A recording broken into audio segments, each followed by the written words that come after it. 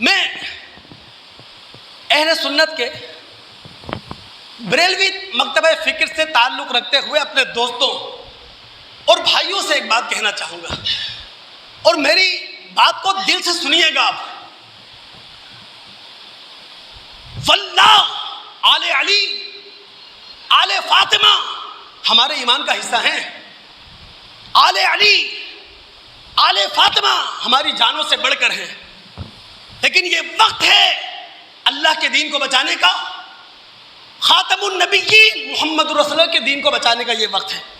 تو میں اپنے بریلوی مکتبہ فکر سے تعلق رکھتے ہوئے دوستوں سے، بھائیوں سے کہوں گا، خدا را شیعہ آئیڈیالوجی کو سپورٹ نہ کریں۔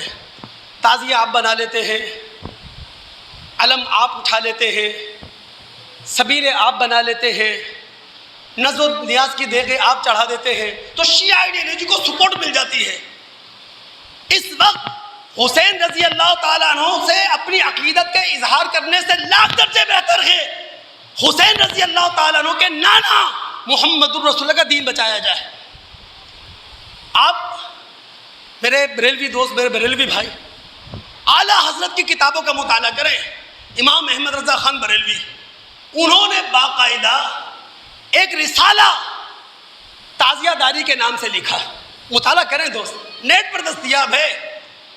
25 منٹ لگیں گے یار بات کو سمجھنے کے لیے کہ اعلیٰ حضرت نے تعزیہ داری نامی رسالہ لکھ کر اپنے لوگوں کو کیا سمجھایا۔ انہوں نے کہا تعزیہ بنانا، تعزیے پر نذر و نیاز چڑھانا اس امید کے ساتھ کہ ہماری حاجت پوری ہوگی، یہ ناجائز ہے۔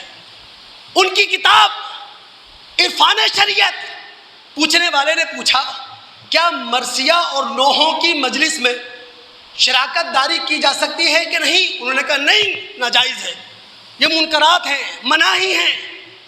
اعلیٰ حضرت کی کتاب احکام شریعت، وہ کہتے ہیں محرم میں سیاہ کپڑے پہننا، سبز کپڑے پہننا یہ سوگ ہے، اور سوگ اسلام میں حرام ہے۔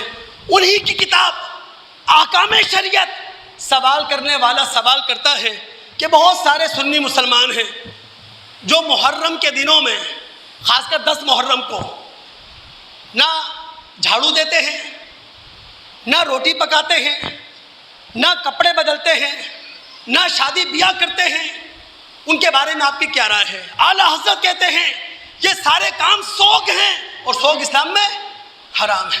تو میں اپنے بریلوی دوستوں سے، بریلوی بھائیوں سے کہوں گا، خدا را آپ اگر پیچھے ہٹ جائیں، اللہ کی قسم جو سنی سوسائٹیاں ہیں معلوم بھی نہیں چلے گا 10 9 محرم کب آئے کب گزر گئے، آپ پیچھے ہٹ جائیں۔